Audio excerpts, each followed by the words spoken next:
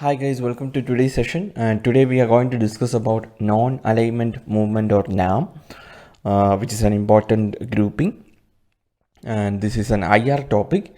And in this session we will see what is NAM and its formation, and then we'll see the relevance of NAM today and a brief analysis about this grouping in the present context.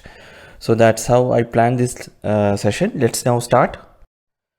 To begin with, NAM is a forum of 120 developing world states that are not formally aligned with or against any major power bloc.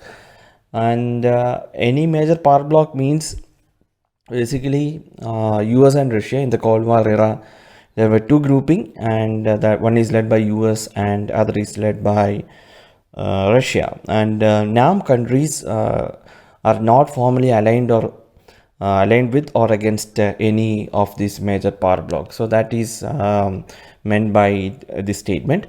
And the group was started in Belgrade, which is in Yugoslavia, in 1961. And after the UN, it is the largest grouping of states worldwide. So that is the importance of NAM. NAM is the largest grouping of states worldwide after the UN. Now we'll see the formation of NAM. Regarding the formation, non-alignment movement emerged in the context of wave of decolonization that followed Second World War. And you can see a picture here. These all are people behind the formation of non-alignment movement.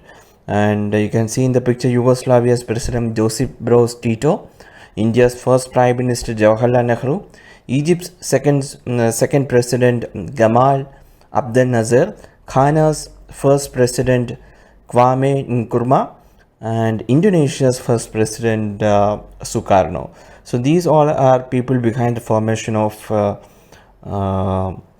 leaders behind the formation of non-alignment movement. And all these five leaders believe that developing countries should not help either the Western or Eastern Bloc in the Cold War. And as a condition of for membership in NAM, the states of NAM cannot be a part of multilateral military alliance such as NATO, or should not have signed a bilateral military agreement with one of the big powers involved in the great power conflicts. So that was the condition for joining conditions for the countries to join non-alignment movement. However, its idea does not signify that a state ought to remain passive or even neutral in international politics. And it was the best possible response in the world scenario as it existed, and it was very pragmatic response to the world situation as it existed after the Second World War. So that was information regarding the formation of non-alignment movement.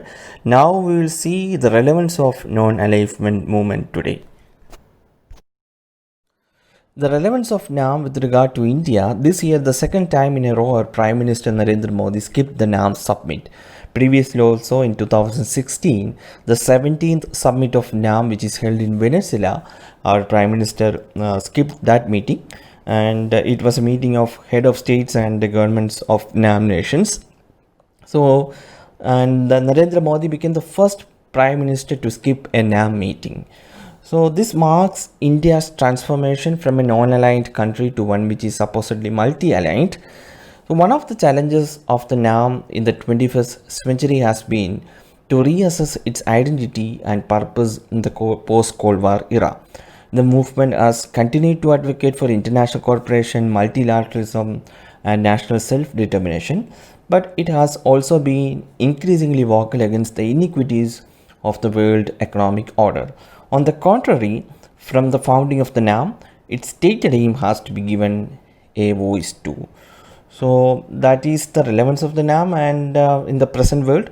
And you can see that there is a diminishing importance of this grouping, but it is not actual.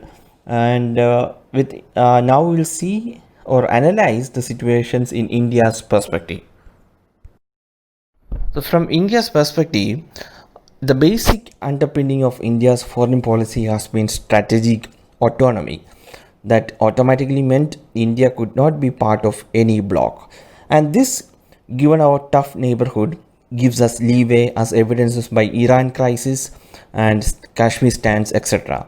The NAM has enabled us to pursue our own objectives as well as in a number of other areas.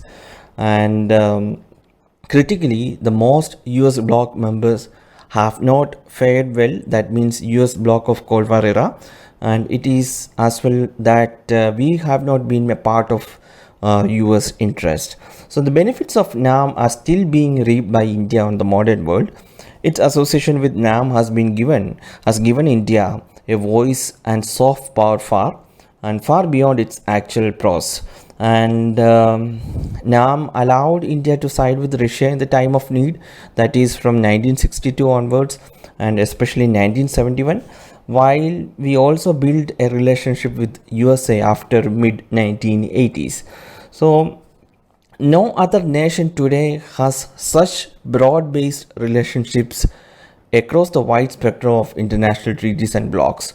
We are equally comfortable with building 5G fighter with Russians as with a deep military relationship with Israel and the USA. This is so unique.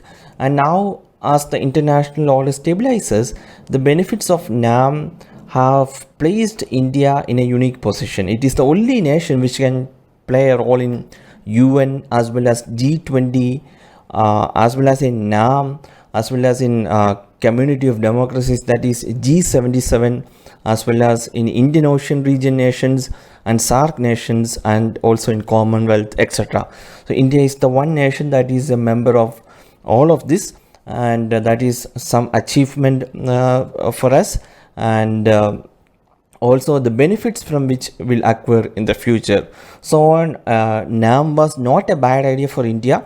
It was a suitable response to the conditions as they existed, and when the need arose, we were able to chart our own course, as was proven in 1971 Russia Accord, as well as our Look East initiative, and also in our simultaneous positive relationships with powers spanning blocs in the Iran oil crisis and all. This was an example.